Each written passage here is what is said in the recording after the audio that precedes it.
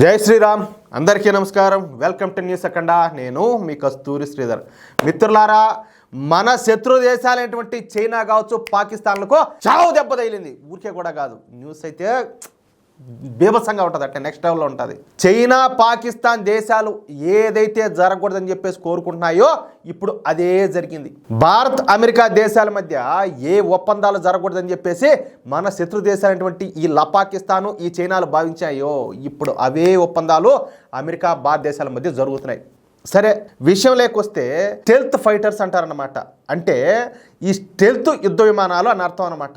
ఇంకా వివరంగా చెప్పాలంటే ఈ స్టెల్త్ యుద్ధ విమానాలు శత్రువుల రాడార్లకు కూడా దొరకకుండా శత్రువు మీదకి వెళ్ళి దాడులు చేసి రాగలుగుతాయి. ఇకపోతే శత్రువు ఈ స్టెల్త్ ఫైటర్లను గుర్తించే వీలుండదు. అంటే అత్యంత రహస్యంగా ఈ యుద్ధ విమానాలు తమ పనిని కానిస్తాయన్నమాట. ప్రస్తుతం 100% ఈ స్టెల్త్ ఫీచర్స్ గల యుద్ధ విమానాలు ఒక్క అమెరికా దగ్గరనే ఉన్నాయి. అవే F-35, అదేవిధంగా F-22 యుద్ధ విమానాలు. ఇక రష్యా వద్ద ఉన్నటువంటి సుఖోయ్ 57 యుద్ధ విమానాలు ప్రస్తుతం ప్రయోగ దశలో ఉన్నాయి. ఇకపోతే చైనా వద్ద ఉన్నటువంటి ఈ J-20 స్టెల్త్ ఫైటర్లు పూర్తి స్థాయి స్టెల్త్ ఫైటర్లు కాదు. చైనా ఈ J-20 స్టెల్త్ ఫైటర్లను ఈ పవర్ రాడార్లు ఈజీగా గుర్తించగలుగుతాయి, అంటే పనిచేయవు. సరే, ఇక అమెరికా విషయానికి వద్దాం. మనం ఇంతకుముందు చెప్పినట్టు అమెరికా వద్ద ఉన్నటువంటి ఈ F-35 అదేవిధంగా F-22 ఈ యుద్ధ విమానాలు ఉన్నాయని చెప్పుకున్నాం కదా. ఇవి స్టెల్త్ యుద్ధ విమానాలు మాత్రమే కాకుండా ఇవి 5th జనరేషన్ యుద్ధ విమానాలు అన్నమాట. అంటే అత్యాధునికమైనటువంటి అడ్వాన్స్డ్ యుద్ధ విమానాలు. ఈ భూ ప్రపంచంలో అత్యంత శక్తివంతమైన యుద్ధ విమానాలు ఈ రెండే. అయితే ఇప్పుడు అమెరికా వద్ద ఉన్నటువంటి అత్యంత శక్తివంతమైన ఈ స్టెల్త్ ఫైటరు F-35లను భారత్కు అమ్మడానికి అమెరికా అయితే ముందుకు వచ్చింది. ఇదేమి ఆషామాషి వ్యవహారం కాదు. ఈ భూ ప్రపంచంలోనే చెప్పినా కదా, అత్యంత శక్తివంతమైన 2 యుద్ధ విమానాల్లో ఒకటైనటువంటి ఈ F-35 యుద్ధ విమానాలను భారత్కు అందించడానికి అమెరికా అయితే సుముఖత వ్యక్తం చేసింది. ఇదేదో నేను చెప్తా ఉండే విషయం కాదు. స్వయంగా ఎవరా అమెరికా అధ్యక్షుడైనటువంటి డొనాల్డ్ ట్రంప్ గారే ప్రధాని మోడీ గారి సమక్షంలో, అది కూడా మీడియా ముందు ఈ వ్యాఖ్యలు చేశారు. ఈ సందర్భంగా డొనాల్డ్ ట్రంప్ మాట్లాడుతా భారత్ అమెరికా సంబంధాలను మరింత ముందుకు తీసుకెళ్లాలని చెప్పేసి నేను ప్రధాని మోడీ భావిస్తున్నాం. అందులో కీలకమైనటియే వ్యాపార వాణిజ్యాలు, డిఫెన్స్ అగ్రిమెంట్లు. ముందుగా ఈ డిఫెన్స్ విషయానికి వస్తే భారత ప్రధాని నరేంద్ర మోడీ ఏం కోరితే అవి అందించడానికి మేము సిద్ధంగా ఉన్నాము. దెబ్బతో చచ్చాయి చైనా, ఈ పాకిస్తాను, బంగ్లాదేశ్ 3 చచ్చాయి. ఏది ముడేసుకొని చచ్చాయి, ఊరికే కూడా కాకుండా.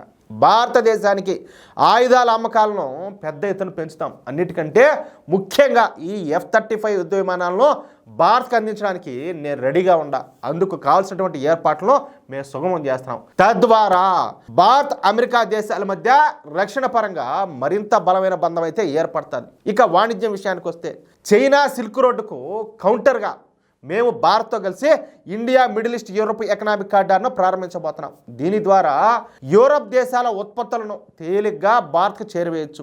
అలాగే భారతదేశంలో తయారయ్యేటటువంటి వస్తువులను తక్కువ ధరలకే ఈ ప్రపంచానికి చేరవేయచ్చు.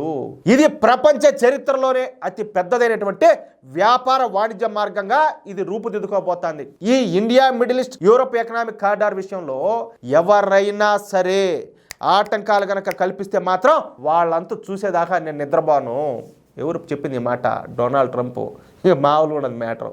ఈ కారిడార్ ద్వారా అత్యధికంగా లబ్ధి పొందేది భారతదేశమే అంటూ డొనాల్డ్ ట్రంప్ చైనా, పాకిస్తాన్లకు పిచ్చెక్కించే వ్యాఖ్యలు చేసినాడు. ఎందుకంటే ఈ F-35 యుద్ధ విమానాలను భారత్కు అమ్మకుండా చూసేందుకు చైనా ఎవడో అప్పుడు జో బైడెన్ ఉన్నాడు కదా, ముసలినక్క, ఓడి ప్రభుత్వంతో రహస్య చర్చలు జరిపి అందులో వాళ్ళు సక్సెస్ అన్నారన్నమాట చైనా వాళ్ళు. తర్వాత India middle east Europe economic corridor విషయంలో సౌదీ అరేబియాతో చర్చలు జరిపి ఆ కారిడార్ నుంచి సౌదీని తప్పించింది. కానీ ఇప్పుడు ఆ 2 ప్రాజెక్టులను కూడా డొనాల్డ్ ట్రంప్ మళ్ళా ప్రారంభిస్తూ ఉండడంతో పాకిస్తాను అదేవిధంగా ఈ చైనాలకు ఇంకా నిద్రపట్టి సావదు, ఇంకా నిద్రబారీల్లో సత్సారంగా. ఎందుకంటే యూరోప్ దేశాలు, సౌదీ అరేబియా, UAE, భారతదేశాల మధ్య వాణిజ్య మార్గం ఏర్పడితే భారతదేశం ఒక్కసారిగా బలపడిపోతుంది. సంవత్సరానికి కనీసం 12% వృద్ధి రేటును నమోదు చేసే స్థాయికి ఎదుగుతుంది. భారత్కు పెట్టుబడుల వరద పారుతుంది. అందుకే చైనా మరియు పాకిస్తాన్ ఇప్పుడు భయపడి చేస్తున్నాయి. వాళ్ళు ఏదైతే జరగకూడదని కోరుకున్నారో అదే ఇప్పుడు జరిగి తీరుతుంది. అది మొత్తానికి మన భారతదేశానికి మంచి భవిష్యత్తు ఉన్నది. బలమైన దేశభక్తి కలిగినటువంటి నాయకుడు మనకు ప్రధానిగా వచ్చినారు. ఏమంటారా? ఆయన నాయకత్వంలో మన దేశం సక్సెస్ఫుల్గా ముందుకెళ్తుంది. కానీ మనం చేయాల్సిన పని ఏంటంటే మనలో ఈ కులాలు, వర్గాలు, వర్ణాలు, ప్రాంతాలు, భాషలు తోటకూర అని అనకుండా మనమందరం కలిసికట్టుగా సమిష్టిగా ఉండి మనం మోడీ గారికి అండగా నిలబడితే మనల్ని ఢీ కొట్టేవాడే ఉన్నాడు, మనకు ఎదురొచ్చేవాడే ఉన్నాడు. ఏమంటారా మిత్రులారా? ఈ న్యూస్ కనుక మీకు నచ్చినట్టయితే ఈ న్యూస్ని తప్పనిసరిగా నలుగురికి షేర్ చేయండి. అదేవిధంగా ప్రతి ఒక్కరు కూడా మీ యొక్క అమూల్యమైన అభిప్రాయాలను ఖచ్చితంగా కామెంట్ చేయండి. ఇంకో మాట, ఇటువంటి మరెన్నో ఇంట్రెస్టింగ్ న్యూస్ను ఎప్పటికప్పుడు పొందడం కోసం తప్పనిసరిగా మన ఛానల్ సబ్స్క్రైబ్ చేసుకోండి. ప్లీజ్ సపోర్ట్ చేయండి. జై శ్రీరామ్.